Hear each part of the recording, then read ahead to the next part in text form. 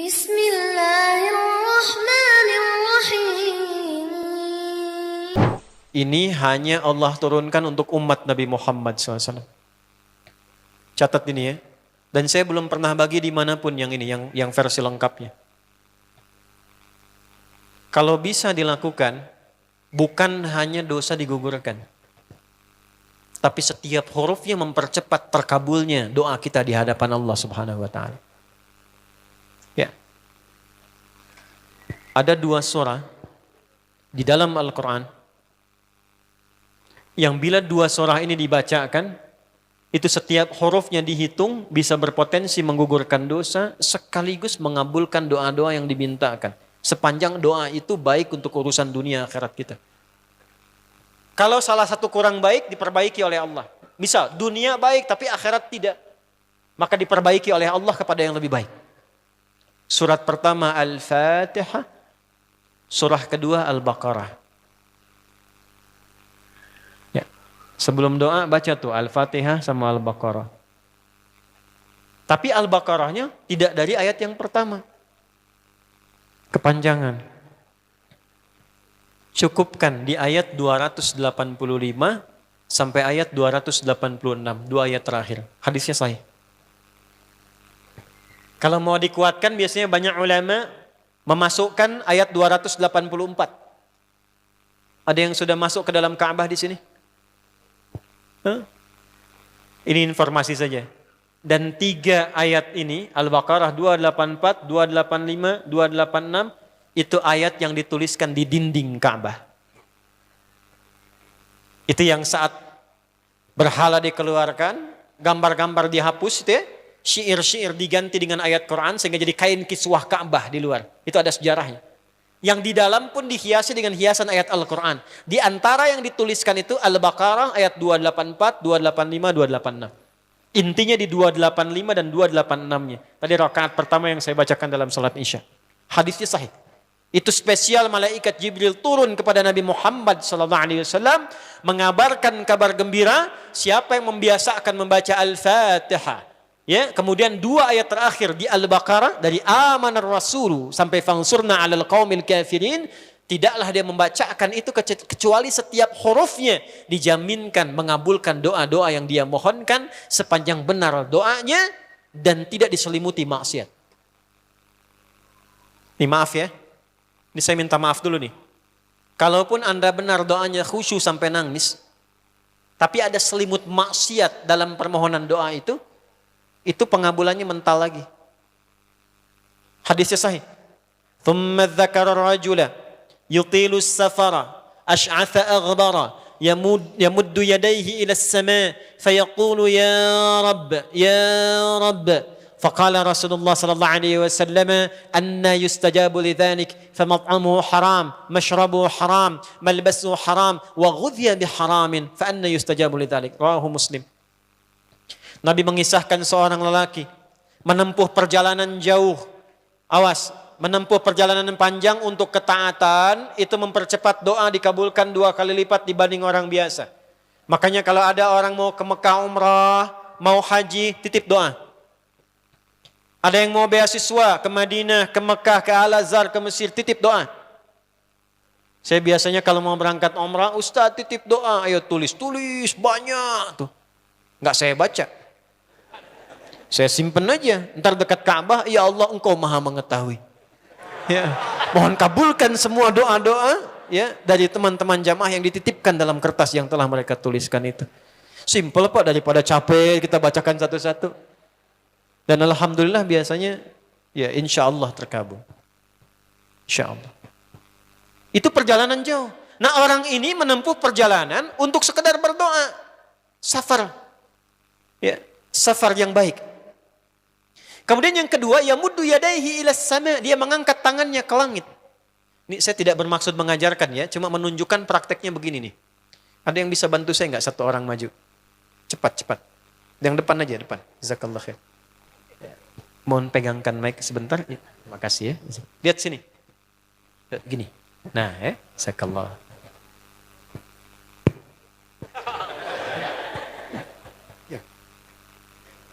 Nah, gini ya. Ini tangan, lihat, Telapak dua ya. Berdoa itu sesuai porsinya dan ikuti caranya Nabi. Kalau doanya formal dalam sholat dan diikat dengan gerakan, jangan kreatif. Ikuti seperti Nabi yang contohkan. Misal dalam sholat, shollu kama ra'aitumuni usolli. Sholatlah seperti kalian melihat aku sholat. Nanti ada 3 posisi atau sampai 4 posisi dalam sholat yang mempercepat terkabulnya doa. Posisi puncaknya sujud. Hadisnya sahih, inna ma aqrabal abdi min rabbihi wa huwa sajidun fa aktsirud doa. Keadaan terdekat antara hamba dengan Rabbnya adalah saat sujud. Maka perbanyak doa saat sujud. Tangannya posisi sujud begini, menempel. Jadi nggak usah begini. Oke, begini. Nah ini di luar sholat. Di luar sholat, kalau berdoa tangan begini. Lihat baik-baik ya. Ini kitabnya agak banyak, bahasanya panjang. Saya berikan yang simpelnya saja ya. Baik. Ini kan teman-teman telapak yang kanan, yang kiri ya. Padukan begini. Ya. Lalu setiap Anda kan pasti punya garis yang kanan dengan garis yang kiri. Ada kan? Itu membentuk keseimbangan. Oh, ini bukan ilmu otak-atik ya. Ini ada sanadnya nih. Pertemukan 2 garis itu sehingga seimbang tangan ini. Tuh. Ini masalah sederhana tapi poinnya penting sekali. Sudah? Cara yang pertama begini. Ini di luar salat dan bukan dalam posisi saat istisqa, saat minta hujan. Begini, sudah pertemukan. Lalu letakkan sejajar dengan dada di sini. Ya. Jadi kalau dada itu, ini posisinya, ini nahar di sini. Ini ada rongga dari bagian atas dengan perut, ada rongga kosong. Nah ini yang disebut dengan sodrun di sini. Ya, kalau kita meletakkan telapak tangan saat sholat begini, letaknya di sini. Yang ini perut, yang ini nahar. Doa itu di sini. Jelas? Semakin kita memohon dengan lebih sangat, naikkan sedikit begini. Sudah? Kalau istisqa, minta hujan, agak lebih tinggi ke atas. Nah ini cara mengangkat yang standar di sini. Untuk memohon. Jelas? Oke. Jazakallah khair. Nah orang ini, dia mengangkat tangannya. Jadi, melakukan perjalanan jauh, mengangkat tangannya, ya muddu yadaihi ilas sama. Orang yang berdoa dengan mengangkat tangan, itu dijawab doanya oleh Allah lewat keterangan Nabi SAW, itu bisa kama qala 2 kali lebih cepat dibandingkan dengan orang yang tidak mengangkat tangan saat berdoa. Jadi Anda cuma sekedar doa dengan mengangkat begini, itu lebih cepat potensi dijawabnya dengan mengangkat doa. Ada seorang bertanya pada Nabi SAW, hadis sahih, ya Rasulullah, bagaimana pendapatmu dengan seseorang yang meminta kepada Allah dengan mengangkat tangan, atau kama qala. Lalu Nabi mengonfirmasi, bertanya balik, bagaimana kalau ada seseorang memohon kepada Anda dengan mengangkat tangannya? Pak, tolong Pak, tolong Pak, tolong, gitu kan? Di depan rumah Anda 1 jam begitu Pak, tolong Pak. Kira-kira Anda beri atau tidak? Beri. Minimal kalau Anda nggak punya kemampuan, Anda referensikan atau beri sesuai kemampuan Anda kan? Angkat tangannya. Dia jawab, saya malu kalau nggak ngasih. Apa kata Nabi? Innallaha hayyun karimun. Allah itu lebih punya sifat peka untuk merasakan malu pada hambanya kalau dia tidak memberi ketika hambanya mengangkat kedua tangannya. Nah nanti ada beda-beda posisi saat khatib Jumat misalnya 1 begini untuk khatib. Makmum mengangkat 2 tangan. Yang ketiga dia mengatakan, ya Rabb, ya Rabb. Asma'ul Husna. Doa yang dibuka dengan Al-Asma'ul Husna, itu dijawab 2 kali lebih cepat dibandingkan dengan doa yang langsung dimohonkan kepada Allah.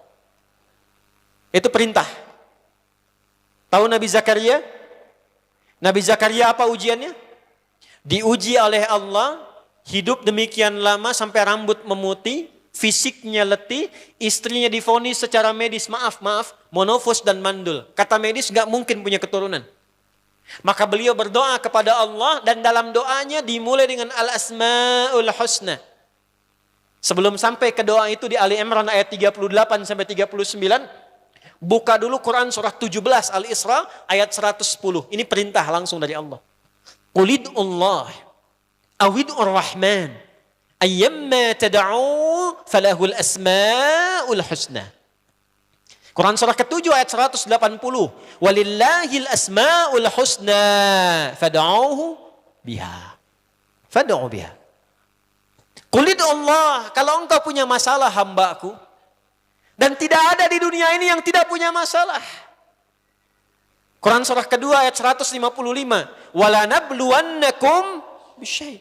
Setiap yang hidup itu, aku pasti akan uji dengan masalah. Itu kata Allah. Jangan disimpan sampai di situ, teruskan. Bukan untuk membebani hambaku dengan masalah, tapi untuk menaikkan kualitas hidupnya sehingga menjadi lebih baik. Jadi ketika Allah titipkan masalah itu, bukan ingin membuat kita bermasalah. Tapi dengan masalah itu kita diuji supaya kualitas hidup kita menjadi lebih baik. Ini Anda yang kuliah di UPI di sini, ada ujian nggak? Ada. Untuk apa ujian itu diadakan? Supaya bisa melihat kualitas peningkatan ilmu Anda dari masuk sampai naik tingkat. Kalau nggak ada ujian nggak kelihatan kualitasnya bertambah. Logikanya begitu. Dan tidak mungkin Allah menguji seorang hamba di luar batas kemampuannya. La yukallifullahu nafsan illa. Jadi nggak ada orang yang hidup yang tidak punya masalah. Karena rumusnya mengatakan hidup berbanding lurus dengan masalah. Yang hidup pasti punya masalah. Yang tidak ingin punya masalah, tidak ingin hidup. Karena orang yang tidak hidup, yang hilang masalahnya, selesai hidupnya. Baik. Siapa yang tidak ingin punya masalah? Angkat tangan. Baik. Siapa yang ingin punya masalah? Alhamdulillah. Baik. Yang lain wallahu a'lam. Nah, kulit Allah kalau sedang diuji masalah, kan yang ngasih siapa? Yang nitipkan siapa? Yang punya solusinya siapa? Kalau Anda tahu yang punya solusinya Allah, kenapa curhatnya bukan kepada Allah? Kan sudah dicontohkan di Quran, kalau punya masalah curhatin ke Allah. Quran surah 12 ayat 86, sejak era Nabi Yakub, masalah di rumah tangga, anak bermasalah curhatnya pada siapa? Allah. Innama ashku bathi wa huzni ilallah. Aku tuh kalau punya masalah, sesedih apapun, curhatnya Allah. Bentangkan sajadahmu, curhatkan dalam sujudmu, tingkatkan takwamu. Wa may yattaqillaha yaj'al lahu makhraja. Quran surah 65 di akhir ayat yang kedua. Bentangkan sajadahmu, curhatkan, habiskan dalam sujudmu, keluarkan tangismu. Sehingga bebannya jadi ringan. Walaupun solusi belum datang, hatinya sudah tenang. Yang diperintahkan panjangkan sajadahmu, bukan panjangkan statusmu. Kita sudah tahu ayatnya, paham ketentuannya, tapi kenapa prakteknya ditumpahkan di Instagram, di Facebook, bikin vlog di YouTube, hanya untuk curhat saja. Dan ironinya dalam hal yang demikian tahu yang menyelesaikan Allah. Sekarang tambah bonus, aminkan ya. Yang mengaminkan doa ini mudah-mudahan dihilangkan masalahnya. Puguma mana nanti bermasalah keneh di dia. Itu gimana kumaha tuh teh? Paham? Curhatkan sama Allah. Nah, bagaimana mintanya? Sebut namanya ya Allah. Awidur Rahman. Kalau kita ingin minta lebih cepat, minta dengan kelembutan Ar-Rahman. Rahman itu bisa disebut namanya ya Rahman, bisa cari cara mintanya yang paling lembut, yang menyentuh. Allah senang dengan kalimat yang menyentuh. Misal ya. Kembali ke Nabi Zakaria tadi. Quran surah 3 ayat 38. Hunalika da'a Zakaria rabbah qala rabbi habli min ladunka dzurriyyatan thayyibah innaka sami'ud du'a. Ya Allah, hamba-hambamu itu telah menghukumi aku dan istriku tak akan mungkin punya keturunan. Sedangkan engkau yang maha pemberi tanpa punya batasan. Mereka mengatakan istriku punya keterbatasan. Maka aku memohon kepadamu yang pemberianmu tak ada batasan. Mohon ya Allah anugerahkan keturunan dari sisimu saja ketika mereka mengatakan tidak mungkin itu punya.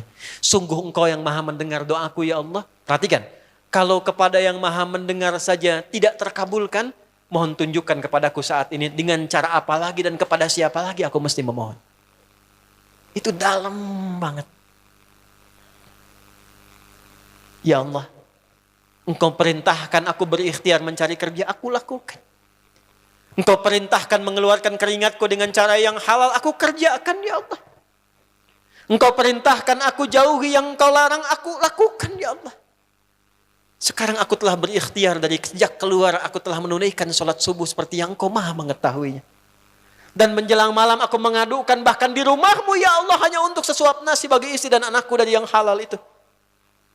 Aku telah melakukan apa yang Engkau perintahkan, aku hanya memohon apa yang telah Engkau janjikan. Kalau dengan semua ikhtiar yang aku kerjakan sampai detik aku bersujud di hadapanmu di rumahmu ini belum Kau kabulkan, mohon tunjukkan kepadaku di malam ini ya Allah, dengan cara apa lagi mesti aku memohon kepadamu. Minta. Pernah enggak begitu mintanya? Itu Rahman.